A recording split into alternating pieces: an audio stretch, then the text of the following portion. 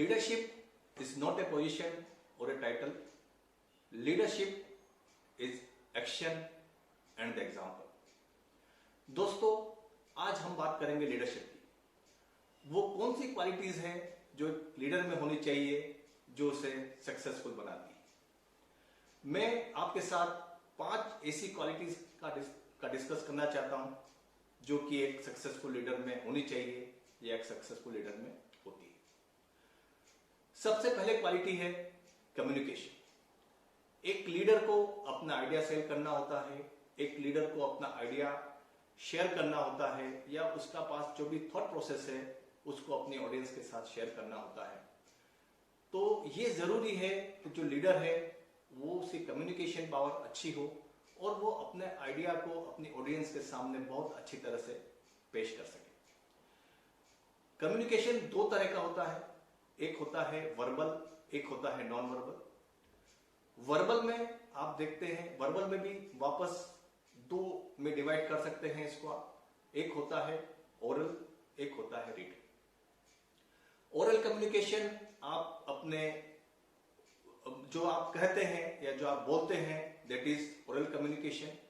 और written communication में जो आप अपनी बात चाहे मेल के माध्यम से, चाहे आप ट्विटर के माध्यम से, फेसबुक के माध्यम से, जो भी प्लेटफॉर्म्स है वहां उन प्लेटफॉर्म्स के द्वारा आप रिटन में अपनी बात रखते हैं तो वो रिटन कम्युनिकेशन होता है। आप चाहे बिजनेस में हैं, चाहे पॉलिटिक्स में हैं, चाहे आप स्पोर्ट्स में हैं, आपको अपना आइडिया सेल करना होता है। Basically you have to sell your idea. जो आपका विचार है, जो आपका थॉट प्रोसेस है, अगर वो आप इफेक्टिवली वे में अपनी ऑडियंस के सामने रखते हैं तो उसका इंपैक्ट अलग रहता है और आपको उस काम में सफलता मिलने की ज्यादा चांस रहते हैं। बिजनेस में आप देखते हैं कि आपके वेंडर्स हैं, आपके कस्टमर्स हैं, आपके इन्वेस्टर्स हैं, आपके एम्प्लॉइज हैं, उन सबको जो भी आपका विजन है, जो भी आपका आइडिया है, आपको उनको बताना होता है। सो कम्युनिकेशन बहुत इंपॉर्टेंट एस्पेक्ट है और सक्सेसफुल लीडर के लिए जरूरी है कि वो अपनी बात ढंग से रख पाए। अगर मैं बात करता हूं आज के दौर की तो नरेंद्र मोदी बहुत बड़े कम्युनिकेटर हैं। He is the greatest communicator. वो अपनी बात बहुत ढंग से, बहुत अच्छी तरह से अपनी ऑडियंस के सामने रखते हैं तो लोग कनेक्ट कर पाते हैं, उस बात को रिलेट कर पाते हैं और एक इफेक्टिव वे में उनका कम्युनिकेशन होता है। नॉन वर्बल कम्युनिकेशन में आप देखते हैं कि आपकी बॉडी लैंग्वेज, आपके एक्सप्रेशन, आपके जेस्चर वो किस टाइप से हैं, उसका भी एक इम्पैक्ट ऑडियंस के ऊपर जाता है और वो उस बात को समझते हैं कि आप क्या उनको बोलना चाहते हैं या आप क्या उनको बताना चाहते हैं। तो कम्युनिकेशन बहुत इंपॉर्टेंट एस्पेक्ट है एक लीडर के लिए। दूसरा जो एक इंपॉर्टेंट एस्पेक्ट है, जो क्वालिटी एक सक्सेसफुल लीडर में होनी चाहिए, वो है नर्चरिंग टैलेंट। आप देखते हैं कि अगर आप किसी बिजनेस में हैं या आप प्रोफेशनल भी हैं तो कंपनी में, ऑर्गेनाइजेशन में कई लोग काम करते हैं तो आपको उन लोगों का टैलेंट आपको देखना है कि वो उनके पास क्या हिडन टैलेंट है और उस टैलेंट को आप कैसे नर्चर कर सकते हैं, आप उनकी कैसे मेंटरिंग कर सकते हैं, आप उनको कैसे मोटिवेट कर सकते हैं। अगर आप देखते हैं कि अगर मैं एग्जांपल दूं तो Saurabh Ganguly was one of the greatest captains of India. उन्होंने अपनी कैप्टनसी में ऐसे कई ऐसे प्लेयर्स को उन्होंने सपोर्ट किया at a very young age, चाहे वो MS धोनी हो या हरभजन सिंह हो, वीरेंद्र सहवाग हो, जहीर खान हो। ये सारे प्लेयर्स बड़े रो प्लेयर्स थे। उनको सौरभ गांगुली ने अर्ली एज में उनके टैलेंट को उन्होंने पहचाना, नर्चर किया, उनको मेंटरिंग किया, उनको गाइडेंस दिया और वो प्लेयर 2 साल, 3 साल, 4 साल में इतने इफेक्टिव प्लेयर्स हो गए कि उन्होंने 2011 में इंडिया को वर्ल्ड कप दिलाने में उनका बहुत बड़ा एक योगदान रहा। तो एज ए लीडर आपको देखना है कि टैलेंट कहाँ है और टैलेंट को नर्चर करने के लिए आप क्या कर रहे हैं। क्योंकि अगर आप उनको मोटिवेट नहीं करेंगे, अगर आप उनको गाइड नहीं करेंगे, आप अगर उनको सही डायरेक्शन नहीं देंगे तो शायद हो सकता है कि वो टैलेंट आपके लिए किसी काम का नहीं रहे। तो लीडर के लिए जरूरी है कि जो टैलेंट है उसको सपोर्ट करें और उसकी नर्चरिंग करें। तीसरी अगर मैं बात करूं एक सक्सेसफुल लीडर के लिए, वो एक बहुत इंपॉर्टेंट एस्पेक्ट है कि एक्सेप्टिंग द फेलियर्स। जिस तरीके से आपको जब आपको सक्सेस मिलता है उसको भी हैंडल करना आसान नहीं होता है, और जब आपको फेलियर मिलता है तब भी उसको हैंडल करना आसान नहीं। एक्सेप्टिंग फेलियर में अगर मैं आपको एक बहुत बड़ा एक अच्छा इंसिडेंट आपके साथ शेयर करता हूं। ये जो हमारे ग्रेटेस्ट साइंटिस्ट थे डॉक्टर एपीजे कलाम, उन्होंने एक स्टोरी या उनका जो एक पर्सनल एक्सपीरियंस था उन्होंने वो शेयर किया था कि आप फेलियर्स को एक लीडर कैसे हैंडल करता है। तो वो बताते हैं कि 1973 में उनको एक काम दिया गया था, SLV-3 का एक प्रोजेक्ट था, जिसमें उनको रोहिणी को ऑर्बिट में डालना था। उसको जो है रोहिणी जो उपग्रह था उसको पृथ्वी की कक्षा में स्थापित करना था। एक ये प्रोजेक्ट था 1973 में उनको मिला था, और उनको टारगेट दिया था कि 1980 तक ये काम आपको करना है।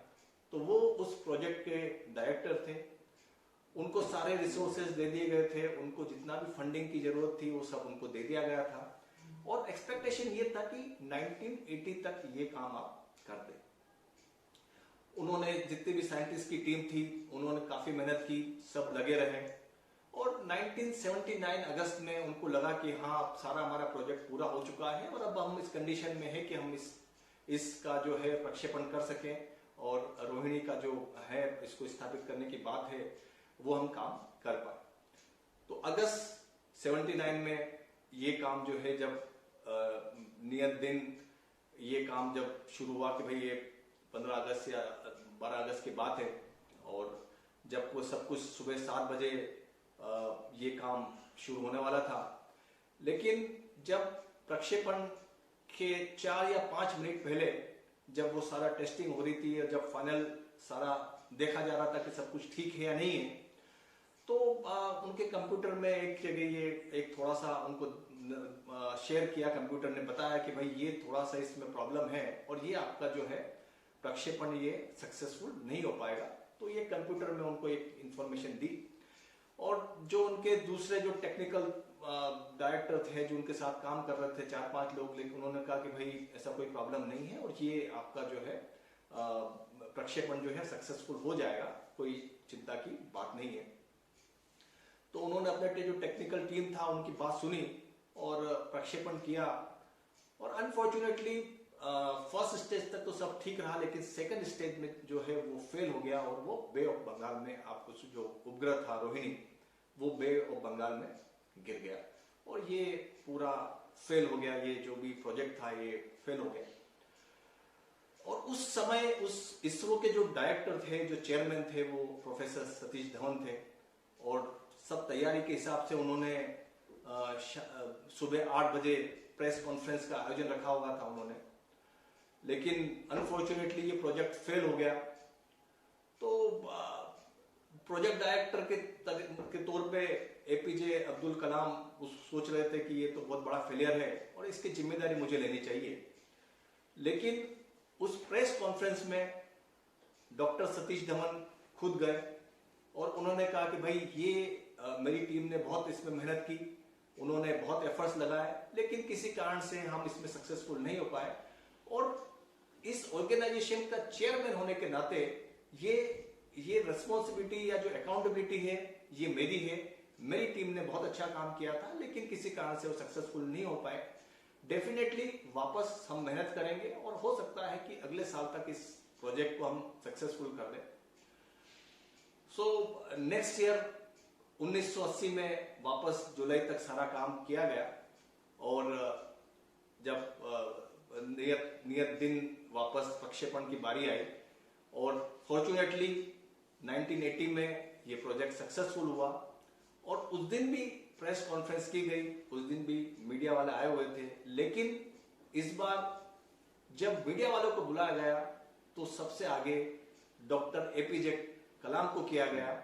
उन्होंने कहा कि आप सक्सेस आप हुए हैं तो आप मीडिया के आप उनको जवाब दीजिए और मीडिया में आप पेश कर आइए अपने आप को। तो डॉक्टर अब्दुल कलाम कहते हैं कि ये मेरी जिंदगी का सबसे बड़ा लेसन था कि जब फेलियर आया तो फेलियर की रिस्पॉन्सिबिलिटी सतीश धवन साहब ने ली, और जब मुझे सक्सेस मिली, मेरी टीम को सक्सेस मिला, तो उन्होंने सारा क्रेडिट मुझे दिया, मेरी टीम को दिया। तो ये एक लीडरशिप के लिए बहुत बड़ी बात है कि आप जो फेलियर्स है उसको कैसे एक्सेप्ट करते हैं, और जो सक्सेस मिलती है उसको आप कैसे उसको आप हैंडल करते हैं।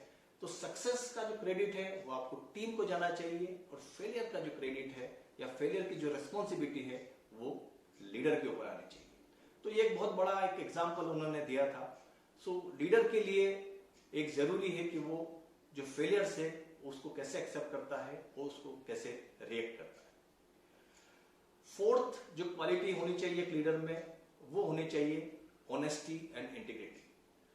एज ए लीडर आप देखते हैं कि आपके नीचे काफी लोग काम कर रहे हैं, आपको काफी लोग फॉलो कर रहे हैं। तो ये एक रेस्पॉन्सिबिलिटी आपकी है कि आप एक एग्जाम्पल सेट करें।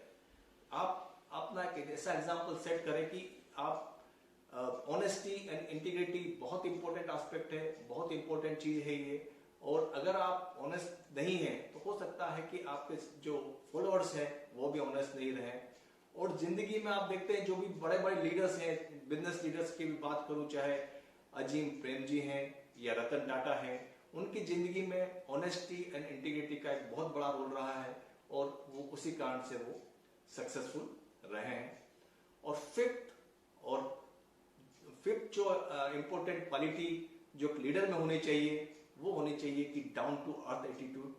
वो एक जमीन से जुड़ा हुआ आदमी होना चाहिए, उनमें एक ह्यूमैनिटी होना चाहिए, और उनसे बात करके या उनसे पास आके वो कोई भी लोग छोटा नहीं समझे, तभी वो एक अच्छा लीडर और सक्सेसफुल लीडर हो सकता है। तो ये 5 मैंने क्वालिटीज आपको बताई है। इसके अलावा भी बहुत क्वालिटीज होनी चाहिए लीडरशिप के लिए, but these are the important qualities for a successful leader. मुझे उम्मीद है ये मेरा वीडियो आपको पसंद आया होगा। अगर आपको वीडियो अच्छा लगा हो तो आप इसे लाइक करें, इसे आप शेयर करिए। Thank you very much.